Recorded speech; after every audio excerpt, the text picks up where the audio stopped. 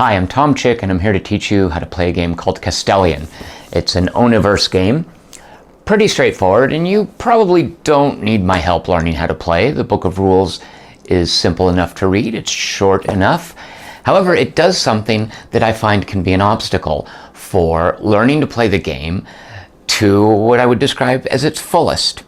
Namely, it divides it into a kind of an introductory game, and then it explains that. Then it builds on those rules for an intermediary game. And then it builds on both of those sets of rules for something that it gives some daunting title like expert game or something like that. When really what it's getting at is these are all the rules that go into playing the game as I feel it is at its fullest. And that's the case with Castellion. You can learn the basic rules, you can just play that for a while, but I feel like you're missing out on a lot of what it has to offer. And if you're the type of person who has the presence of mind to look for a video on Castellion, I believe you're the type of person ready to play what's called the expert version, or what I call the actual game. So it can be difficult learning to play because the rules are spread out amongst these three sections. What I'm going to do is just teach you the full game. So let's get to it. Like all of the Universe games, Castellion comes in an awesome, colorful, perfectly sized little package. Opening it up even is a bit of an experience. Now your copy probably still has the plastic insert. I have thrown it away. See, there's a pyro, there's a cityscape here. Oh, look, there's a seer. Chameleon. Where's the juggler? Well, you have to open it up. There's the book of rules. There's your juggler. So you've got your colorful manual. You probably don't have this bag right here. This I got from another game that I really didn't like, so I decided to appropriate it for Castellion. This is a great time, though, to use a Crown Royal bag, if you've got one of those. So here are all the tiles, and I have organized the pieces I need. Of course, you have the Menace himself right here. Even if you're not going to use one of the Menace variants, he needs to sit out here and preside over the game.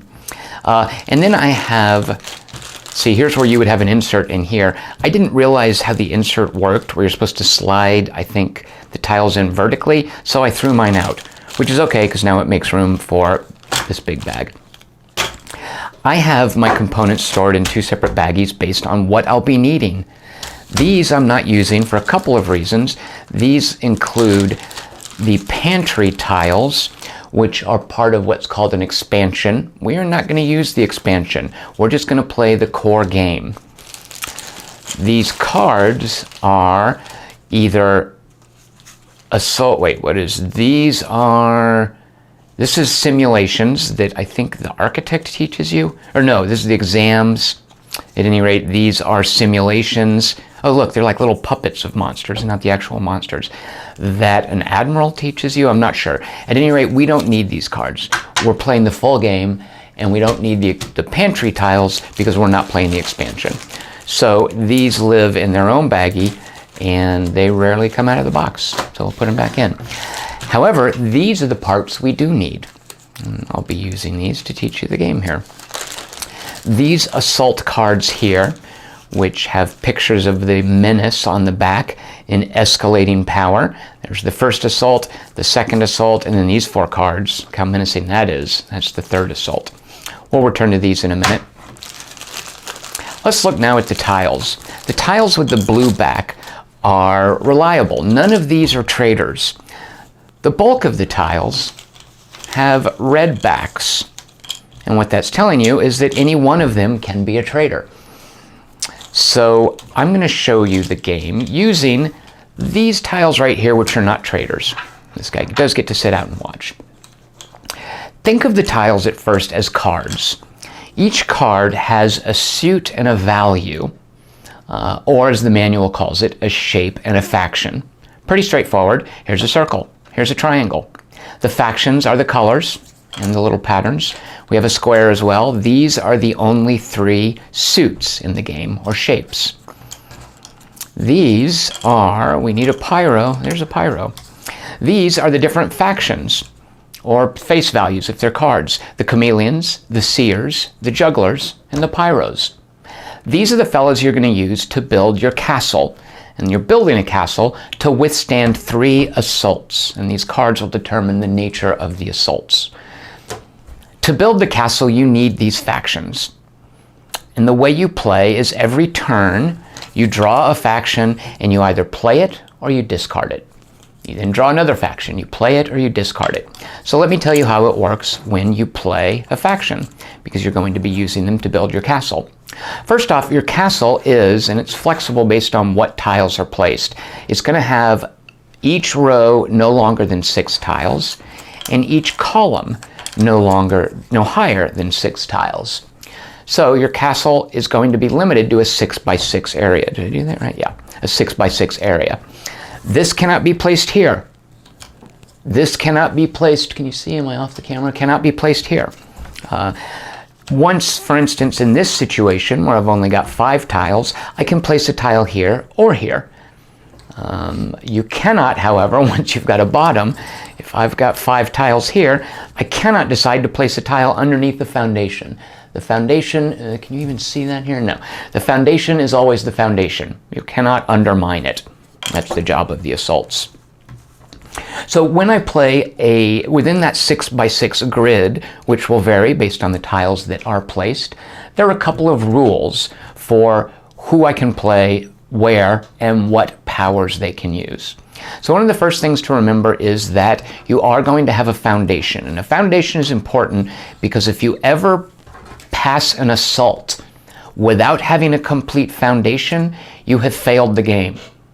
These assaults have a couple of options for how you can deal with them, including burning tiles. But if you ever burn tiles and you don't have left over a bottom row of 6 tiles, you have lost. That is the only losing condition. Actually, it's not entirely true. That is the main losing condition in Castellion. So your foundation has slightly different rules than the rest of the castle, in that there are no rules. Any tile can be placed next to any other tile in a foundation. 2 circles can be placed next to each other. It doesn't matter. Of course, different colors can be placed next to each other. These factions don't squabble amongst themselves. They're happy to live adjacent. However, once you've created your foundation, any tiles above the foundation have slightly different rules, in that 2 shapes can never be adjacent. And that applies to the tile underneath the one you've placed, the tile in the foundation. So for instance, if I wanted to play this is valid, this is valid, this is valid, and that is valid. This is not valid because there are now 2 triangles together. The only time 2 triangles can be adjacent to each other, well, that's not true. The only time I can place a triangle adjacent to another triangle is when it's in the foundation. So that said, this is allowed. It's okay, of course, if pyros live next to each other. Pyros can live next to jugglers. They can live next to seers. They're more than happy to live next to chameleons. It doesn't matter as long as the shapes, when you place them adjacent, aren't identical. So that's how you're building your castle. Your foundation has basic, distinct, simple rules, in that there are no rules. The rest of the castle has rules that you cannot place 2 shapes adjacent to each other, which, by the way, leads to a brief strategy note. There are ways that you can, this would not be allowed, here we go. There are ways that you can create a dead space where no tile can be placed, and that is never good because you want to have lots of options as to where you place your tiles. You'll note here, there is no tile in the game that I could place there because I can't place a circle there, I can't place a square there, and I can't place a triangle there. You want to try to avoid this. And conversely, you want to try to encourage maximum flexibility with this sort of thing. I could place 2 different tiles there because it's surrounded by triangles. In this case, it's not quite as optimal. I could only place a circle there, and in this case, I could place nothing there. So be aware of those rules of adjacency. Keep those in mind as you're placing these fellows. Now, furthermore, the shapes simply prohibit you from placing tiles adjacent to each other, but the factions have special powers. And this is where Castellion really, in my opinion, comes alive. It's not just a kind of a Carcassonne, hey, draw a tile, see what can happen. Every tile can be 2 things. It can either be placed in your castle to help build it, or it can be discarded for a power. Now, the powers are thematic. The seers that you see in the future, the pyros kind of let you rebuild, the jugglers switch things up, and the chameleons were in disguise and are actually something else. Now, the way this works is as you're playing, when tiles get destroyed or discarded, they live over here in discard piles. And I like to keep my discard piles arranged by faction, so I get a sense for how many of each faction is still left in the bag. So when something is in the discard pile, let me first show you what the chameleon does. Pretend this is my castle. And by the way, these rules of placement, where two triangles can't be placed adjacent to each other, they can become adjacent to each other. That's perfectly allowed based on things that I'm about to show you. A chameleon, when I draw a chameleon tile, of course I can play it in my castle, or I can discard it to bring into play, this is a terrible situation, I can discard it to bring into play another tile's faction of that shape. So in this case, if this is my discard pile, I could put this in the discard pile and take out either the pyro, because it's a circle, or this juggler, because it's a circle. I couldn't discard it and take out a square or a triangle of any faction. So the chameleon gives you lots of flexibility as for which faction comes into play, not which shape. The juggler, he's one of the simpler ones. He lets you, as you might imagine, juggle or swap the locations of two adjacent tiles. So if I draw a juggler, I can either place it in my castle, or I can discard it and then swap any two adjacents, like that. You can even do things like swap them deep within the structure of your castle. That would be allowed. That, by the way, is one of the ways that two shapes can be adjacent to each other. I couldn't have placed this here, but by discarding a juggler, I could swap it, and now there are two triangles adjacent to each other. That's completely allowed. Another easy way that shapes can become adjacent to each other, let me show you the pyro. The pyro is super versatile. He's one of the more complex guys. He does two things, and they're both mandatory. I believe, yeah, they're both mandatory. You can't just do one of them. When you draw a pyro, of course, you can put him in your castle, or you can discard him, and what that then lets you do is destroy a tile and move a tile. So, destroy a tile is pretty straightforward. It just gets taken off of the castle and put in the discard pile. It doesn't have to be one of the top ones. You can destroy something from deep within, and gravity, of course, does that. However I want, I can destroy a tile. I can just destroy that one. Then, however, I'm not done, because the pyro is not just destructive. He is a member of a castle building faction. So in addition to destroying a tile, he's now going to let you move a tile. So let's say this is my castle right here. I then draw this. I don't want to place him. Instead, I want to discard it and use his power. So I can destroy a tile, and now I can move a tile. There you go. Now there's a couple of important rules. Actually, there's one important rule about moving a tile. You can only move a tile from the top of your castle. Moving, unlike the juggler gives you lots of flexibility. With a juggler, I could swap these two if I wanted. I could swap these two. I could swap these two. The juggler has lots of flexibility in the inner workings of your castle, whereas a discarded pyro doesn't let you move a tile that has other tiles on top of it.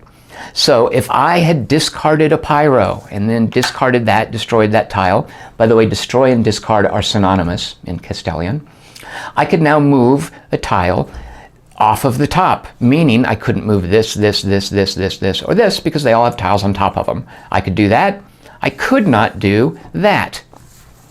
I could do, and this is important as well, I could do this, which would then redefine, the boundaries in terms of my foundation's width. If this was my situation and I destroyed one and moved one, I could do that and then bring in my foundation, which would then let me put a tile over here to have a 6-tile foundation, or over here later on. So the pyro gives you lots of flexibility by letting you move one of the top tiles, also letting you destroy a tile, which drops the column down. That leaves us with one of my favorite little fellas, the seer. This wise little serene fellow. He is going to let you see into the future what tiles you draw. Furthermore, he will let you manipulate that future. And the way a seer works is you draw 4 tiles from the bag, and you simultaneously look at, oh, I've drawn 5, I've cheated. You simultaneously look at all of them. You have discarded this, by the way. You look at all of them and you play them in any order that you want, which is incredibly helpful. So I could put that out, and then I could decide, who do I want next? I want this guy there. Who do I want next? I want him. If you happen to draw amongst your 4 tiles another seer, because remember, you can either, when you play a tile, place it or discard it. If I place that, if I then discard this for its power, I don't get to draw 4 tiles. A seer will never allow you to have more than 4 tiles into the future. So in this situation, if I discard that for its power, I'm only going to draw 2 tiles to round out how far into the future I can see. A seer will never see beyond 4 tiles.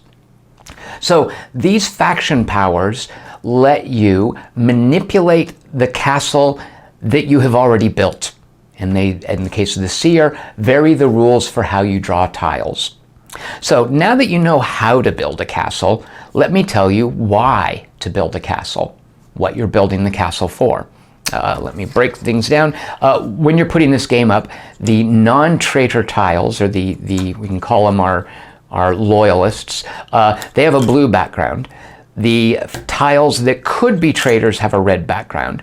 So a couple of easy ways to break it down is look for the blue line on the bottom, or just flip everything upside down and put all your blues in a separate pile. All right, so we know how to build a castle. Why am I going to build a castle? What's the point of this? Well, a castle is built to withstand an assault, right? A castle is a defensive position. We are about to be assaulted by the menace. That's the menace right there. We know in advance he's going to assault us. We don't know what he's going to assault us with. And that's where these cards, which are called ordeals generically, but based on the level of the game you're playing, the ordeal is either an exam, a simulation, or an assault. We've gone straight onto the full game with assaults. There are 4 cards for each level of assault. And you can see again how dire the shadow of the menace gets. That's what that's called, the shadow of the menace. The first assault will be one of these 4, the second will be one of these 4, and the third will be one of these 4. In any game you play, what you're supposed to do is shuffle these up and draw 1 of each severity, 1 of each level, and then put it into play. However, because I find that Castellion is a very fast-playing game, and a lot of times I'll die early and want to restart, or I'll want to jump into another game as soon as I have finished one, I just go ahead and keep the whole pile out. And just keep in mind that the only relevant card will be the one on top. So these assaults are going to happen. When do they happen? Well, as you can see from the back of the card, there's a 2 there, and it's hard for you to maybe see from the distance, but there's a tiny little picture of a traitor. Now, there are no traitors, as we saw, in this group of loyalists. There are, however, in this stack of tiles, 12 traitors. They are lurking in here.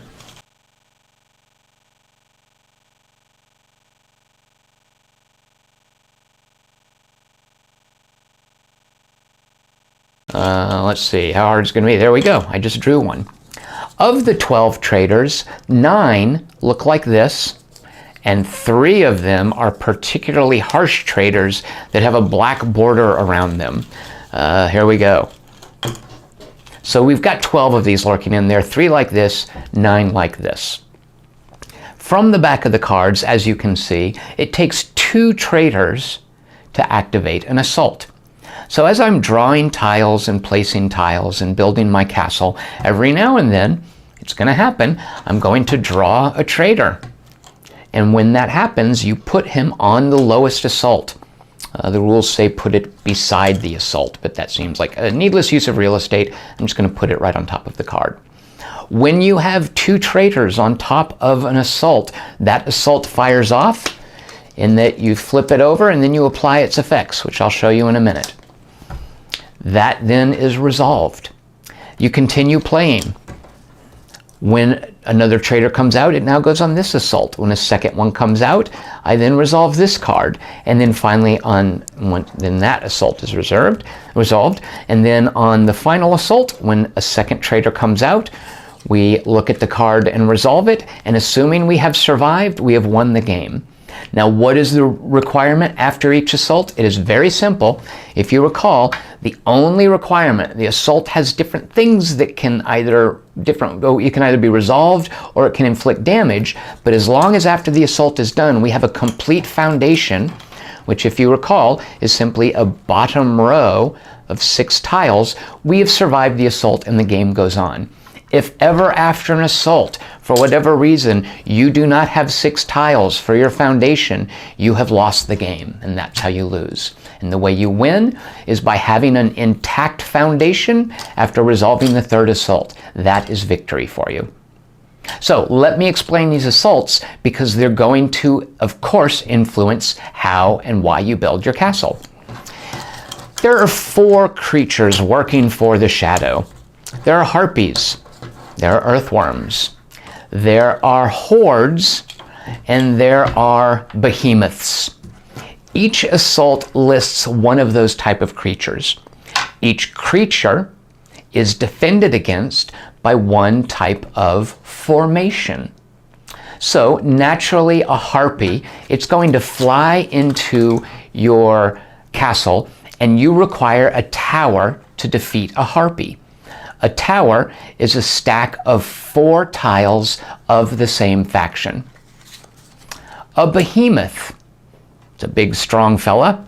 Each of the assaults will have an increasingly difficult, that's the wave 3 of behemoth, that's the wave 1 behemoth. A behemoth requires bastions, which, think of them as super strong, squat towers. And that's a configuration of 4 factions, 4 tiles of the same color, in a square. A horde, as you can imagine, a horde is these, no, wait, I've already messed up the cards. A horde is these little guys right here. Little tiny ravenous things. Look how many of them come in the 3rd assault. Oh my golly. How do you stave off a horde? Well, with a line of defense. A line of defense is a formation of 4 tiles of the same faction horizontally. Then finally, there's an earthworm. The earthworm burrows up from beneath. There is no formation that can defend from an earthworm. The earthworm will eat your foundation. So you will notice right off the bat, the earthworm is a little bit different in that each of these assaults have one of 2 things that can deal with the assault. The earthworm only and always eats your bottom foundation. And as you will see, with each of the additional levels of assault, he's going to eat another level of foundation. This one eats the bottom 6 tiles. This eats 2 rows of the bottom 6 tiles. And then finally, in the 3rd assault, this earthworm eats 3 of them. So the earthworm is unique in that no matter what, to resolve this assault, you have to burn, and that's what that symbol means, these tiles along the bottom. If after you do that, you do not have a complete foundation, you have lost the game. So that's what this is showing me, by the way, is that I need at least this setup. I need the 3 rows that will be burned and a 4th row that will be an intact foundation afterwards in order to resolve it. So remember, I don't know when I'm starting a game, I might have neglected to mention this, when I'm starting a game, oh yeah, I did mention, you're only using 1 card from each assault. So I don't know if an earthworm is going to come out ever. I also don't know if each assault will be an earthworm.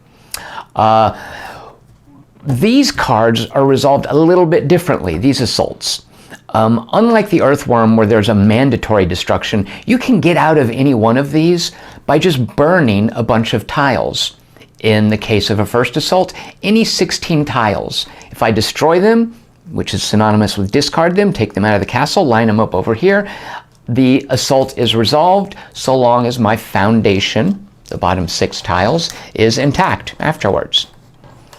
That's the first assault. you're going to resolve by burning 16 of these. In each of the second assaults, you're going to have to burn 32. And in each of the third assaults, you're going to have to burn 42, which, as you can imagine, is difficult with a 6x6 configuration.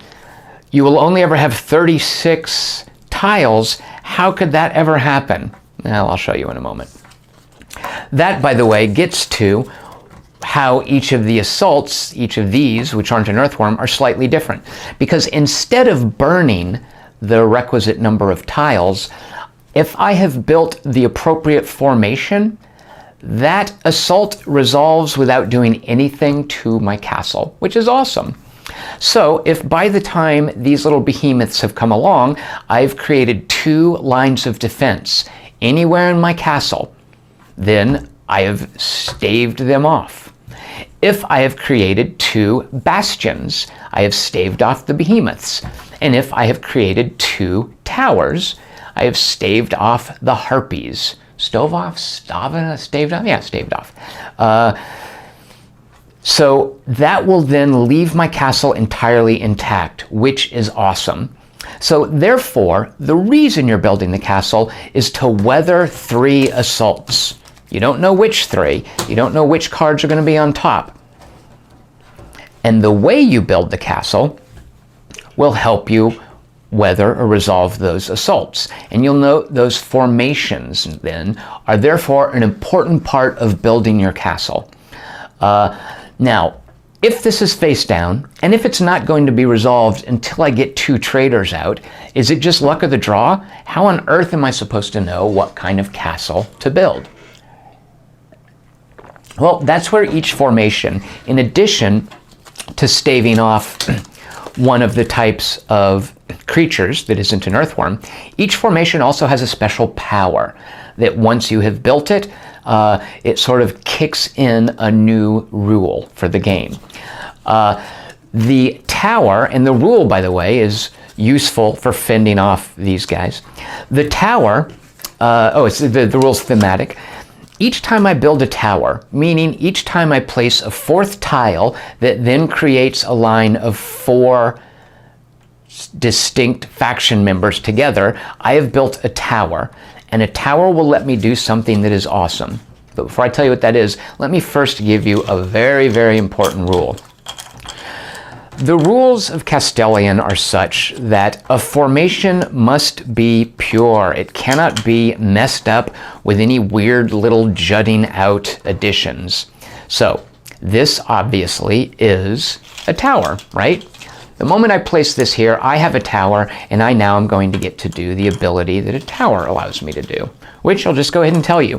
When you complete a tower, you can flip over any one of these cards. So naturally, once I complete my first tower, I'm going to flip this over to see what my first assault is. Now, this is a tower. Here's the weird rule, and not weird, it's just to keep everything clean and precise. This is not a tower because that guy is messing it up. A formation must include only that color with no other instances of that color adjacent to it. And the rule for that is pretty simple. It's to allow difficult, weird little tricky edge situations like this. So is this a tower? Is it a bastion? Is it a bastion and a tower? This here is nothing. It is neither a bastion nor a tower, because if it were a bastion, what's going on there? If it was a tower, what's going on there? That is a bastion. I can put anything else adjacent to it, and as long as it's not another blue, it remains a bastion. So the value of towers, which is hugely important, I find, especially early in the game, is when you place this 4th tile, you can flip over any one of these. So you get your first tower, then as you're going on and playing, look, so that's not a second tower because that little guy. So once that guy's out of the way, I built the second tower. Now I can look at the second assault well in advance. If I get a 3rd tower up, I can go ahead and look at the 3rd assault and know super long term what I need to do with my castle. So that's the advantage of a tower. Let me now tell you about lines of defense. So when you draw a trader, if you remember, the trader is going to go over here and go partway towards activating an assault. With one of these black bordered traders, these guys are hardcore. There's nothing you can do to prevent them from going to their assault. Good Lord, have you been able to see this? No matter what, when you draw it, it has to go there when you play it. For instance, if I were to play a seer and draw 4 tiles, and that's one of them, I can choose when to put it into play. I could play these first and then put that into play, or I could put it into play and play these. When you do as a seer, you can do them in any order. But once you are playing a black border trader, the only option you have is to put it over there. Furthermore, if you're using the variant with this guy, he becomes an unnameable horror. And that is the most challenging expert variant of the game, and that's the last thing I'll show you, is what the unnameable horror means. But for now, the black border traders cannot be dissuaded. These traders, on the other hand, they're not quite so committed to betraying the castle, because you can bribe them. How do you bribe them? Well, you simply discard or destroy 4 tiles from your castle. Any 4. So I put this guy aside, and I can take that out and drop that there, and these and these. I'm getting rid of these 4. Comes over here, and then this guy is also discarded. He does not move towards activating an assault. Which is great news, because not only does he not activate the assault, this guy's destructive powers can be very, very helpful for rejiggering and building your castle. And I'll show you guys some test games later on, and you'll be able to see their examples of how a trader at the right time can be hugely helpful. So these guys can be bribed by discarding 4 tiles and then putting them aside and moving on. Here's where lines of defense come into play. For each line of defense you have in your castle, it takes 1 fewer tile to bribe a trader. So in this case, if I draw a trader and I don't want to put it there and expose and resolve whatever this assault is, I can now discard normally 4 tiles, but because I've got this line of defense, I only have to discard 3 tiles. 1, 2, 3. There you go. It's resolved. If I happen to have 2 lines of defense, that's 2 fewer tiles I have to discard, so only 2. If I have 3 lines of defense, that's 3 fewer tiles I have to discard, so I can pay off a trader with just 1 tile. If it ever happens that I have got 4 lines of defense in my castle, if I want, I can freely discard a trader. I don't have to pay him off. Those lines of defense make me immune to his traitoring. Now, one thing to keep in mind, in order to win the game, you have to resolve all 3 assaults. So it theoretically could happen that you get rid of the 9 of these guys by paying them off, in which case you've only got 3 of these mandatory guys, and you could prevent assaults from happening, right? Well, if that's the case, you lose the game. You'll have to come up with your own fiction for why that works, but to win, you must endure all 3 assaults. No fair paying off traders so the assaults don't happen. Here's the way you can think of it. The assaults are going to happen sooner or later. The traders decide when they happen. If the traders are all paid off, the assaults are still going to happen, and you're not going to be able to build anymore.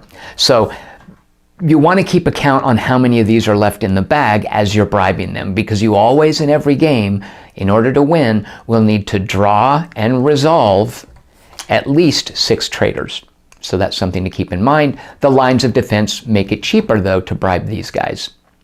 Now, finally, let's talk bastions. Why do I want a bastion? What good is this configuration here? When you build a bastion, that is no good. That is not going to help me during gameplay. Like a tower will let me immediately see an assault. A line of defense will let me bribe a trader more cheaply. A bastion does nothing while it's in play, except I know that it will stave off an assault of behemoths. However, a bastion means my castle is so sturdily built that I have to discard 4 fewer tiles when resolving the destruction effect on an assault. So if the harpies show up in the first wave, I need to have 2 towers to resolve this. Alternatively, I can discard 16 tiles. For every bastion I have, I only need to discard 4 fewer tiles.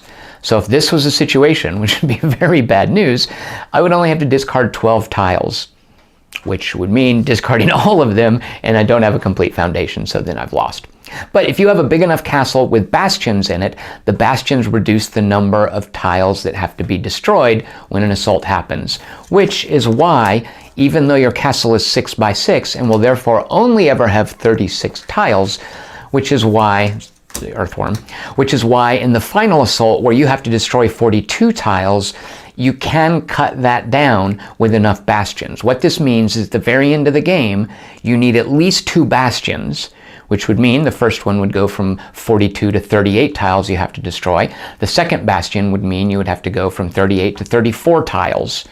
And actually, even then that wouldn't work because you could only, at a maximum, you wouldn't have enough tiles for a foundation. So basically, it's a little implausible that you'll ever get to do this, but if you have enough bastions, you can survive that final assault. Yeah, mathematically, it's got to be possible. I've never done it, but theoretically, it could happen. So there you go. That is why you want these formations. They give you special powers. The factions themselves also have special powers in terms of what happens when you draw it and place it. You need to survive these assaults. If you survive all 3, you have won the game. Now, I am not telling you about, as I mentioned before, the pantry, because that's an expansion. We're not quite ready to do that. I've never won a pantry game. Basically, what the pantry does is it adds inert tiles that must be built into your castle, which is really difficult to do. All right. Let me tell you about this guy, because if you're going to play the complete game, you're going to play what I just showed you, which is what the rules call expert mode, and what I call the full game. This guy is in the box for a reason. Every Oniverse game has one of these little figures, and you bring him into play in the expert version of the game with a variant, which you know what, you could think of it as a variant of the core game. I like to think of it as the core game, make it as hard as you can, called Unnameable Horror. And what that means is it adds extra power to these hardcore traders. Remember, when the black bordered guy comes out, there's no paying him off. He's going to go towards activating an assault. The very first one that comes out causes your castle to be haunted with an unnameable horror, which is the menace here. When this happens, you put this out as normal, and you resolve whatever needs to be resolved. Actually, is that the order it goes in? Yeah, you put that there. You know what? No, I'm going to check the rules. Please stand by while I look something up. Let's see. Place the menace in front of you. The first one that is drawn before placing it next to an ordeal card. Okay, so the moment he is drawn, he's going to haunt the highest tile on your castle, which in this case, very straightforward, that is going to happen. Then this is placed on the assault. So this guy now lives here. Big deal, right? What do I care? Here's why you care. Oh, and I should tell you, by the way, a couple of things. If this is my castle, he's going to live in the highest part of my castle. I didn't explain all the rules. That is in the middle 4 tiles. So if this is the case with my castle and this comes out, I don't put it here. He does not ever, you never place him on the edges of a full foundation.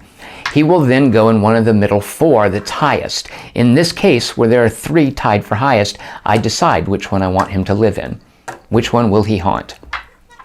If this is the case right here, then I don't have a complete foundation, so I can now put him on any highest tile.